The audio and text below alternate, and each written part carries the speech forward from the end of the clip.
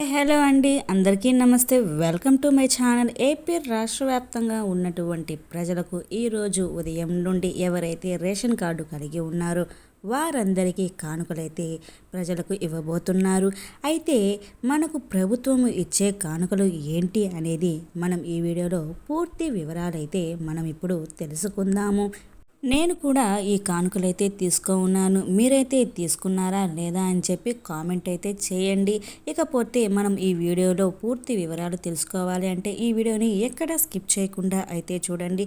నా వీడియో కనుక నచ్చితే ప్లీజ్ ఒక చిన్న లైక్ చేయండి అండ్ సబ్స్క్రైబ్ చేసుకోండి. మీరు కనుక సబ్స్క్రైబ్ చేసుకుంటే మొట్టమొదటిసారిగా మీకైతే ఒక నోటిఫికేషన్ వస్తుంది. మీరే మొదటిసారిగా అయితే చూడవచ్చు. ఇక లేట్ చేయకుండా వివరాల్లోకి అయితే వెళ్ళిపోదాము.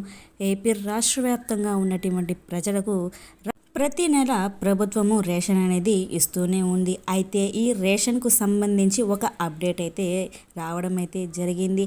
ఈ రేషన్ కార్డు ఉన్న ప్రతి ఒక్కరికి రేషన్ పంపిణీ అనేది జరుగుతుంది. అయితే ప్రతి నెల రేషన్లో బియ్యం అనేది పంపిణీ అయితే చేస్తారండి. కానీ దీనితో పాటు 5 కేజీల రేషన్తో పాటు ప్రతి కార్డుకు కందిపప్పు, చక్కెర, గోధుమ, ఇలా రాగులు, ఇలా పంపిణీ అయితే జరగడం అయితే జరుగుతుంది. అయితే ఈ కందిపప్పు మార్కెట్ రేటు కంటే రేషన్లో తక్కువ ధరకే పంపిణీ అయితే చేస్తున్నారండి. ఇకపోతే ఈ రేషన్ అనేది ఇంటి వద్దకైతే తీసుకురాడండి. దీనికైతే మీరు రేషన్ అంగడికి వెళ్ళి ఈ రేషన్ అనేది తీసుకోవాల్సి అయితే ఉంటుంది. మీకు ఇందులో రేషన్ అంగడికి వెళ్ళి తీసుకోవడం అంటే ఇష్టమా, రేషన్ అనేది ఇంటి వద్దకే తీసుకురావాలని చెప్పి మీరు అనుకుంటే మీరు కామెంట్ రూపంలో అయితే తెలియజేయచ్చు.